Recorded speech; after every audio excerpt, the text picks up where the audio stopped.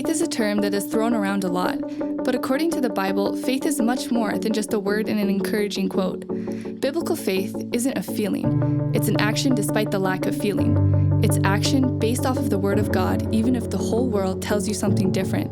When you hear my music, I hope and pray that it's not just more songs for a playlist. Instead, I want it to inspire you to move, to wait, to go, to act. To move when everyone else is standing still. To wait when patience really isn't your thing. To go when there's no sense in going. And to act when God's word is the only voice telling you to do so.